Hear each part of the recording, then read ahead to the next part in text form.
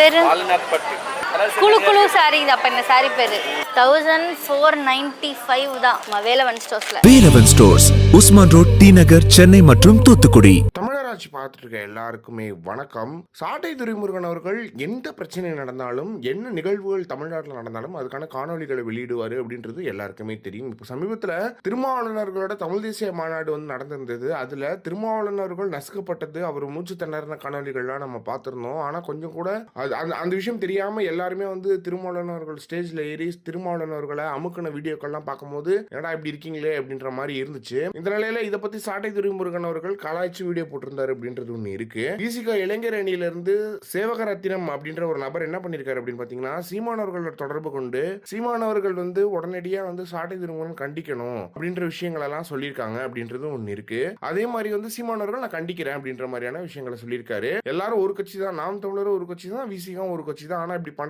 கொஞ்சம் கொஞ்சம் நல்லா இல்லனா அப்படின்ற மாதிரியான விஷயங்களை வந்து அவர் பேசியிருக்காரு அப்படின்றது ஒண்ணு இருக்கு. அதே திருநிதி வாங்கக்கூடிய ஒரு நபர் சீமானவர்கள் ஒரு கேள்வி கேட்டா அவரோட திருநிதியை கேள்வி கேட்கிற வன்னியரசு அவர்களை யாரும் கேள்வி கேட்க இங்க இல்லையே அப்படின்றது தான் இருக்கு. வன்னியரசு அவர்கள் தொடர்ந்து சீமானவர்களை தரைக்குறவா விமர்சனம் பண்ணிட்டு வந்துட்டு இருந்தாரு. இது ரொம்ப மோசமான விமர்சனங்கள் தொடர்ந்து நடந்து வந்துருந்துச்சு.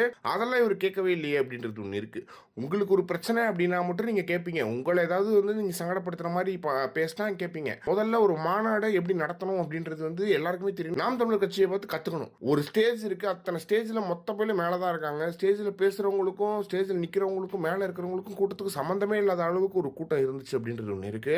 அதை முக்கியமான விஷயம் என்ன அப்படின்னு பாத்தீங்கன்னா, அதை எப்படி நீங்க வந்து ஒரு பொது வழியில பதிவு செய்வீங்க? இந்த காணொலியை எடுத்துட்டு வந்து ஒரு பொது வழியில எப்படி பதிவு செய்ய முடியும்? ஒரு அரசியல் தலைவர்கிட்ட நீங்க பேசுறீங்கன்னா உங்க கண்டனத்தை பதிவு செய்றீங்க. ஆனா அது எப்படி எடுத்து வந்து ஒரு பொது வழியில நீங்க வந்து வைப்பீங்க அப்படின்றது ஒண்ணு இருக்கு. இதெல்லாம் எப்படி இருக்கு அப்படின்றது தெரியல. இதனால நாம் தமிழர் கட்சிகள் தம்பிகள் கொதிச்சு போயிருக்காங்க அப்படின்றது ஒண்ணு இருக்கு. இதை பத்தி நீங்க என்ன நினைக்கிறீங்க அப்படின்றத மறக்காம கமெண்ட் பாக்ஸ்ல சொல்லுங்க.